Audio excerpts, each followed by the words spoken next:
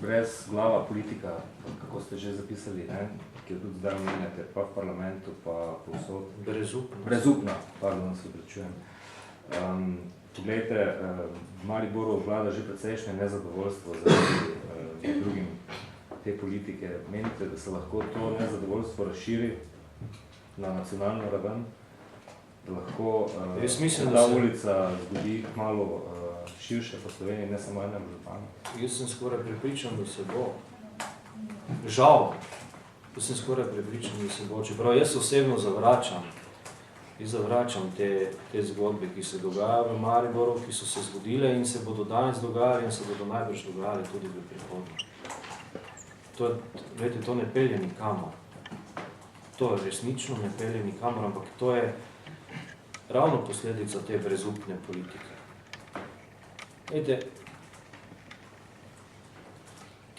Teh 7 predsednikov parlamentarnih strank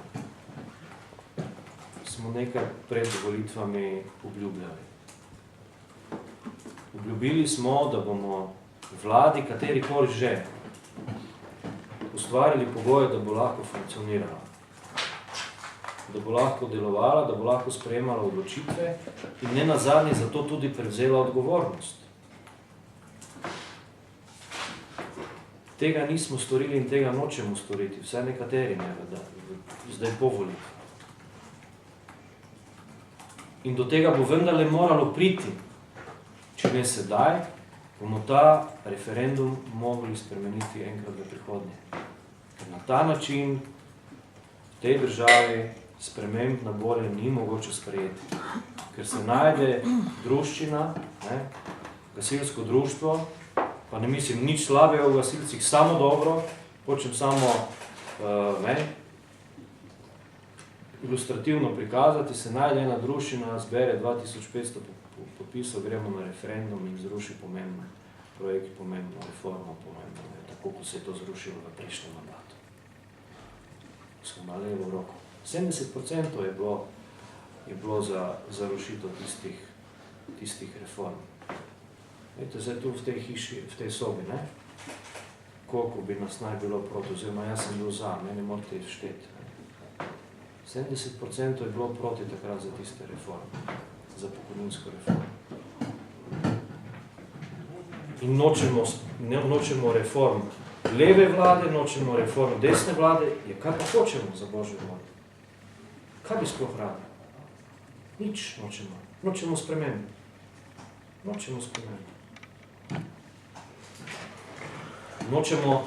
Nočemo omogočiti, da bi kdo vendarle prevzel odgovornost pa naredil spremembe. Niti to nočemo omogočiti.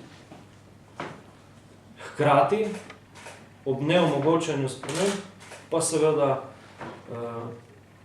pluvati po ministrih in tako naprej, da nič ne storijo in da se nič ne spremeni, in da ni rešitev, in da ni koncepta, in da ni strategije in tako naprej in tako dalje. Hkrati pa ni nobenih alternativnih, realnih predlogov. So. Jaz sem šel računati tako zase. Slovenska ljudska stranka je v prejšnjem mandatu v 3 letih predlagala 25 zakonskih predlogov. To je 0,6-0,7 zakona na mesec. 6 poslancev, 3-4 strokovni sodelavci. Skratka, smo prihajali z nekimi rešitvami, za katere smo mislili, da jih je treba sprejeti, konstruktivno predlagali rešitve, nekatere minorne, majhne, velike in tako naprej in tako dalje. Od teh 25 so 3 zakoni, mislim, da bili celo sprejeti. Pa ne očitam, da jih ni bilo več, ampak hočem povedati, prišli smo tudi mi z nekimi rešitvami, ob 6 poslancih. Ne bom zdaj postavljal vprašanj, koliko je bilo predlaganih rešitev v tem trenutku strani opozicije. Ni. Ampak to zdaj danes ni temo, to je brez veze za. Pustimo zdaj. Sem zašel, prosim. Andrej Čebok in MMC. Mene samo zanima, s gospodom Kanglerjem, vedel si, kaj počne, zakaj je SLS toliko časa čakal, da si nabrala 10 povad in da smo zgodili v bistvu brez prebivalcev Maribora, zakaj se SLS ni še prej ogradil od tega in ali potem to pojavlja se občutkih, da drugi so za populizem, ker sedaj se pač distancira kot nekoga, ki od potapljajoče vlade, kot recimo to so delila SDS, ki so napovedali izstop iz koalicije in podobno. Spravi, zakaj se niste ogradili do tega že prej in če pravite, da je v vladni koaliciji, da so samo skupine, ki vsaka vleče na svojo stran, ali ima potem ta koalicija pa še kakršnokoli možnost, oziroma zakaj tudi potem sploh ostali, če ni nekaj realnosti? Glejte, bom rekel, odločbe protikorupcijske komisije ni bilo še nobenega stališča inštitucij pravne države. Bile so storjene preiskave, ovadbe, nobena ovadba še ni doživela epiloga. In jaz mislim, da vendarle, dokler tega ni, težko koga obsodiš. Zdaj, ko je prišlo strani protikorupcijske komisije, ki jo jaz spoštujem, do stališča takšnega, kakršnega je, ko je dejala, da gre za sistematična koruptivna dejanja, tega pa preprosto več ni moč prezreti.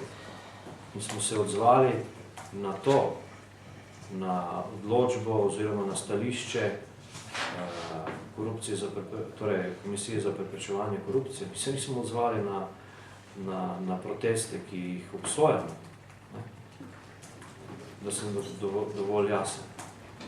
Kar se pa tiče koalicije, pa sem dejal, mi bomo vztrajali v tej koaliciji tako dolgo, kot bo ta koalicija obstajala in Slovenska ljudska stranka zagotovo ne bo razlog za to, da bo ta koalicija razpadla.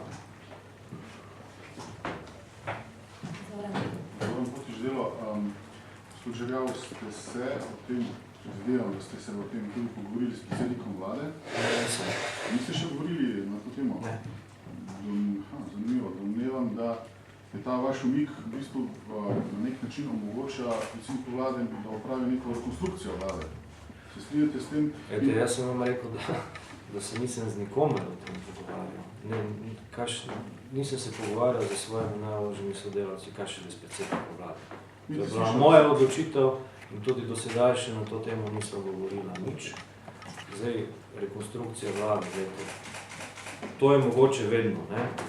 Rekonstrukcija vlade se lahko zgodi vedno, zamenjava vlade se lahko zgodi vedno.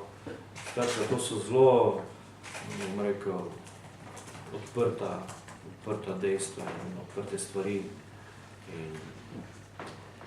Moram pa reči, toliko pa moram biti korekten, da se po tistem, ko se je odprla zgodba z mojim kolegom ministrom Bogovičem, po rekonstrukciji vlade nikoli več ni govorilo. Niti omenjalo. Nikjer, kjer bi jaz bil prisoten, da sem dovolj natančen. Če bi nadaljeval, namreč, ko se je formirala ta koalicija, je nastal tako imenovani trojček, Žerjav, Virant in Erjavec, ki je nekako zbalansiral vse ta razmerje moči v koaliciji. Z vašim odhodom se to razmerje moči ruši. To je treba priznati. Domnevam, da bo tukaj Virant predvsej osamljen se počutil, pa njegova stranka v tej koaliciji se bo predvsej osamljena počutila. In trdite, da to za koalicijo ne bo imelo posledic, je predvsem smelo, če smem pripomniti. Glejte, to je pač moj pogled. Po moji oceni ta stranka svojega kursa spreminjala ne bo, ker ne more in ne sme. Mislim, da bo ta, in glejte, tudi sam sem večkrat dejal in to smo se, vse to ni bilo, vse ta stališča, ki sem jih jaz komuniciral, vse skozi, vse to ni bilo vse samo, ni vse zraslo na mojem zemlju. To smo se pogovarjali tu znotraj ekipe izvršilnega odbora. Tudi takrat, ko so nas tiščali v prejšnjo vlado, ko smo vztrajali, da bomo mandat v opoziciji dokončali do konca, ne, v opoziciji. Tako bomo tudi sedaj nadaljevali, mandat dokončali v tej koaliciji. Zdaj, kaj se bo pa znotraj koalicije dogajalo v prihodnjem, pa jaz seveda težko sodim. Zagotovo bo ena velika preizkušnja interpelacija, ki je. Jaz sem že večkrat dejal, da je to zelo modra interpelacija. Modra interpelacija. Ker lahko seveda upravičeno pričakujemo spopad znotraj dveh koalicijskih strank, ne, kar seveda ni dobro. Jaz upam, da do tega ne bo prišlo, ampak ta možnost, verjetnost seveda obstaja. Še vprašanje pa... Ja, v bistvu mene zanima, a vas je presenetilo, da ima Kangler toliko podpore v vaši stranki, glede na vsaj domnevno sporne stvari, ki jih je počel, ne? Oziroma pod vprašanje, ki je ravno moderno, ali ima tudi SLS svoje strice z ozadja? Zdaj, presenetilo, morda pričakoval bi predvsem od mlajših članic in članov v mestnem odboru v Mariboru, da bi razmišljali za svojo glavo. Da bi morda naredili kak korak ali dva stran in morda z distance poskušali pogledati, kaj se tam dejansko dogaja. Ampak, pogledajte, dejstvo je takšno, kakršno je, rekli so, kar so rekli, jaz to sprejemam, nimam tudi jaz sam sebe za nekoga, ki bi moral v tej stranki seveda uživati 100% podporo ali karkoli podobnega, daleč od tega si. Je vse posod tako, nekomu si všeč, nekomu nisi všeč.